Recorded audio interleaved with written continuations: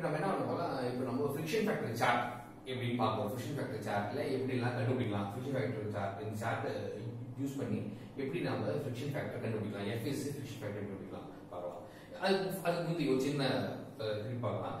For the case இப்போ வந்து Reynolds number நமக்கு தெரியும் dv bar rho by mu. இந்த வேல்யூ கண்டுபிடிக்கும். நமக்கு diameter, velocity, density by viscosity இந்த எல்லா வேல்யூ நமக்கு தெரிஞ்சா நமக்கு என்ன கண்டுபிடிக்கலாம், என்ஆர்இ வேல்யூ என்னன்னு வச்சுக்கலாம். இப்போ இந்த NRE value is less than 2100, 2100 கம்மியா இருந்தா அது லேமினார் ஃப்ளோ. அப்படி லேமினார் ஃப்ளோவா இருக்கும்போது என்ன ஃபார்முலா யூஸ் பண்ணலாம், F க்கு ஃபிரிக்ஷன் ஃபேக்டருக்கு 16 by NRE.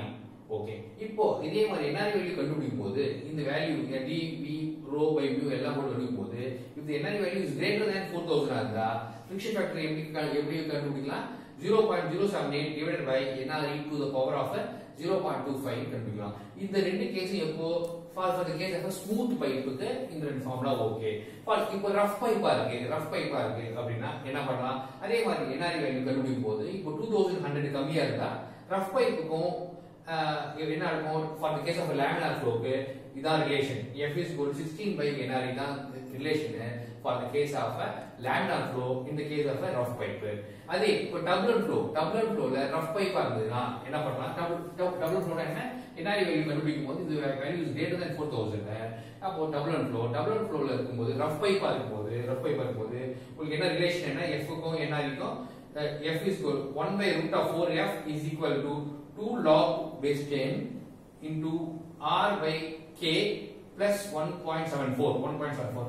R என்ன radius of the pipe, K என்ன roughness parameter என்னது, the height or length of single unit of a surface roughness is called K. usually K value உங்களுக்கு கொடுத்துருவாங்க, diameter கொடுத்துருவாங்க, diameterல ஒரு radius கண்டுபிடிச்சிடலாம், K value கொடுத்துருவாங்க போட்டுடலாம். இது எல்லாம் ஈஸியா கண்டுபிடிச்சிடலாம் 1/4F. இப்போ என்ன பார்க்கலாம், இந்த ஃபிரிக்ஷன் சார்ட்ல இருந்து நமக்கு என்னென்ன தெரியுதுன்னு பார்க்கலாம். For the case of a laminar flowனா இப்போ இது வரைக்கும் 2100 வரைக்கும் laminar flow. In the case of a laminar flow இதான் laminar flow. இந்த ரிலேஷன் ஒரு சின்ன ஒரே ஒரு லைன் மட்டும் தான் இருக்கு laminar flow. In the case of a laminar flow, F is a friction factor is a function of Reynolds number only. F is a friction of Reynolds number only and independent of K by D. K by D என்ன roughness, relative roughness. K by D is nothing but relative roughness. So for the case of laminar flow, F is a function of Reynolds number only and independent of K by D. Okay, next transition flow. இங்க இருக்கு laminar க்கு double நடுவுல கொஞ்சம் இங்க இருக்கிறது தான் வந்து transition flow. In this case, in this region, the friction factor is a function of Reynolds number and K by D value. Okay, next K by D என்ன relative roughness. Next, in the case of a turbulent flow, F is a function of friction factor is a function of K by D relative roughness only and independent of Reynolds number. Start. Okay. இப்போ என்ன பண்றோம், நம்ம Reynolds number நம்ம சொன்னோம். For the case of a turbulent flowல friction factor is a function of K by D value மட்டும் சொன்னோம். K by D value and it is independent of NRE பார்த்தோம். அப்படின்னா என்ன அப்படின்னு பார்க்கலாம். இதான் இந்த ரீஜன் பாருங்க, இந்த ரீஜன் பாருங்க, எல்லாமே எப்படி இருக்கு, லைன் எப்படி இருக்கு, ஹரிசாண்டலா இருக்கு. அங்க பாருங்க ரெனால்ட்ஸ் நம்பர் நீங்க இதான் ஏதோ ஒரு சின்ன எக்ஸாம்பிள் எடுத்துக்கோ, 0.04 போங்க. இந்த 0.04 K by D வேல்யூல உங்களுக்கு என்னதான் இந்த K by D value, Reynolds number இங்க போங்க, இந்த பக்கம் எடுத்துங்க, இந்த பக்கம் வந்து 1 லட்சம் 2 லட்சம் ரெனால்ட்ஸ் நம்பர். அப்ப டபுள் ஃப்ளோ இங்கேயும் இருந்து மேல போறோம், இந்த K by D வேல்யூ என்னன்னு பார்க்கணும். இந்த ரெண்டு எங்க இன்டர்செக்ட் ஆகுதோ அங்க இருந்து ஒரு ஹரிசாண்டல் லைன் போட் பண்ணி இங்க வர்றதுதான் ஃபிரிக்ஷன் ஃபேக்டர். ஓகேவா, இங்க சப்போஸ் இங்க இருக்கு அப்படின்னாக்க இங்க இருந்து ரெனால்ட்ஸ் நம்பர் நம்ம கண்டுபிடிச்சு போறோம், நமக்கு தெரியும். இங்க இருந்து என்ன பண்ணோம், K by D வேல்யூ தெரியும். அப்ப இங்க இருந்து மேல போயிட்டே இருக்கும். எந்த K by D வேல்யூ சொல்றோமோ அந்த K by D வேல்யூ போய் இங்க ஜாயின் பண்ணிட்டு இங்க இருந்து ஒரு ஹரிசாண்டல் லைன் கொண்டு வந்தாங்க, இதான் ஃபிரிக்ஷன் ஃபேக்டர். ஓகே, இதுதான் ஃபிரிக்ஷன் ஃபேக்டர் கண்டுபிடிக்கணும். ஓகே, இதான் கதை. இப்போ என்ன சொல்றது, என்னதான் Reynolds number for a given K by D value, suppose K by D value வந்து 0.04 எடுத்துக்கோங்க. 0.4 இருக்கு, இதான் லைன் இங்க வரும். ரெனால்ட்ஸ் நம்பர் என்னது, ரெனால்ட்ஸ் நம்பரை இங்க பாக்குறோம். இப்போ இது வந்து 1 லட்சம் 5 10 to the power 5 1 லட்சம், ஒரு 4000க்கு மேலவே நமக்கு என்ன தெரியும், it is a turbulent flow தான். அப்ப என்ன பண்றோம், இங்க இருக்கு இப்போ இங்க இருந்து ஒரு 2 லட்சம் எடுத்துக்கோ, 2 லட்சம் கண்டுபிடிச்சதுன்னா இங்க இருந்து அப்படியே போகணும். இங்க இந்த லைன் அப்படியே ஜாயின் பண்ணும். ஜாயின் பண்ணி அப்புறம் இங்க இருந்து ஒரு ஹரிசாண்டல் லைன் போடுறது இங்க ஜாயின் பண்ணுதோ இதுதான் இங்க என்ன வேல்யூ இருக்கோ அதான் வந்து ஃபிரிக்ஷன் ஃபேக்டர். அப்படிதான் ஃபிரிக்ஷன் ஃபேக்டர் கண்டுபிடிக்கணும். என்ன சொல்றோம்? For the case of double flow friction factor is independent of என்ஆர்னு சொல்றோம். என்ஆர் எவ்வளவு வரணும் சரி, 1 லட்சம் இருந்தாலும் அதேதான். இங்க இருக்கு வச்சுப்போம் ஒரு 4 லட்சம் போகும். அங்கேயும் உங்களுக்கு 0.04 தான் அப்படின்னா இங்க இருந்து இங்க போனாலும் திருப்பி என்ன வேல்யூ இருக்கு அதேதான். அதுதான் என்ன சொல்றோம்? For the case of double flow friction factor is independent of NRE. NRE பத்தி கவலைப்படாதீங்க. என்ஆர்இ வந்து உங்களுக்கு கவலைப்பட தேவையில்லை. கே பை டி வேல்யூ தான் it is dependent only on the relative roughness. K by d value தான் அது மாறும், ரெனால்ட்ஸ் நம்பர்ல மாறாது சொல்றோம். ஓகே, நெக்ஸ்ட் இப்போ from the chart it is very clear that இந்த லாஸ்ட் லைன் போட்டு பாத்தீங்கன்னா ஸ்மூத் பைப்னு இங்க பாருங்க ஸ்மூத் போட்டுருவோம். இந்த லாஸ்ட் லைன் கீழ போட்டு smooth pipe.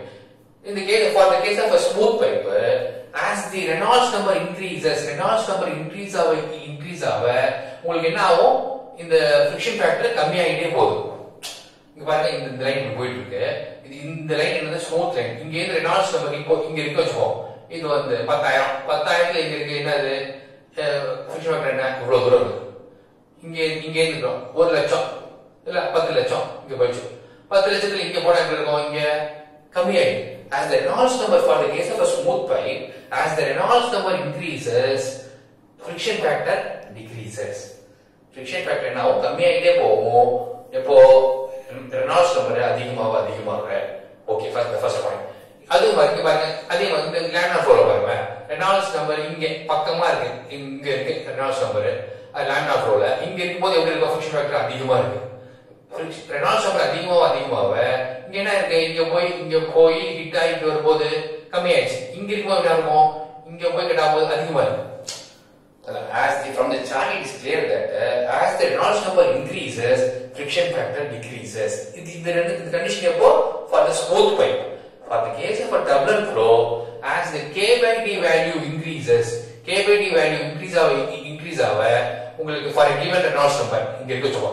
For a given Reynolds number, K by D value இங்க போய் இப்படி இருக்கும். இங்க இருக்கும்போது அடுத்தது போகும்போது இங்க போகும். For a given Reynolds number, as the K by D value increases, friction factor also increases. Okay, இப்போ எல்லாம் என்ன பண்ணுவோம்? இதெல்லாம் கண்டுபிடிச்சு friction factor கண்டுபிடிச்சோங்க. Reynolds number நமக்கு தெரியும். d bar rho by mu formula இருக்கு. அதை வச்சு Reynolds number கண்டுபிடிச்சிடலாம். உங்களுக்கு K வேல்யூ கொடுத்துருவாங்க, ரிலேட்டிவ் ரஃப்னஸ் பாராமீட்டர் கொடுத்துருவாங்க, டயமீட்டர் தெரியும். அது K by D வேல்யூ வச்சு இங்க நம்ம எங்க இருக்கோம்னு பார்க்கணும். என்ன ரெனால்ட்ஸ் நம்பர் பார்க்கணும். அது ரெண்டு ஜாயின் பண்ணி அங்க ஏன் ஒரு அப்சர்வ் லைன் போட்டு friction factor கண்டுபிடிச்சலாம். ஓகே, friction factor கண்டுபிடிச்சோம். எதுக்கு இந்த friction factor? friction factor வச்சு என்ன பண்ணலாம்? head loss due to friction. head loss due to friction like F இருக்கு பாத்தீங்களா? மீதி எல்லாம் நமக்கு தெரியும். L தெரியும், velocity தெரியும், G தெரியும். G constant value 9.81 metre per second square. Diameter தெரியும், velocity மீட்டர் per second. அது ஸ்கொயர் பண்ணா metre square per second square. L தெரியும், F தெரியாது. அந்த F கண்டுபிடிக்கிறதா இந்த சார்ட் யூஸ் பண்ணி கொண்டாந்து என்னன்னு F லேமினார் ஃப்ளோ பண்ணா லேமினார் ஃப்ளோ வச்சு கன்சல்ட் வைக்கிறோம். டபுள் ஃப்ளோ வந்தா உங்களுக்கு என்ஆர்இ வேல்யூ என்ன வருதோ அங்க இருந்து K by D வேல்யூ வந்து ரெண்டையும் ஜாயின் பண்ணி கொண்டாந்து சேர்த்துறோம்.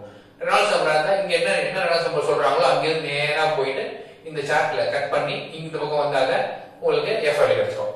அந்த F வேல்யூ இங்க போட்டுட்டாங்க உங்களுக்கு head loss due to friction value கண்டுபிடிச்சிரும். Head loss due to friction கண்டுபிடிக்கிறதா இந்த ஃபிரிக்ஷன் சார்ட் யூஸ் பண்றாங்க.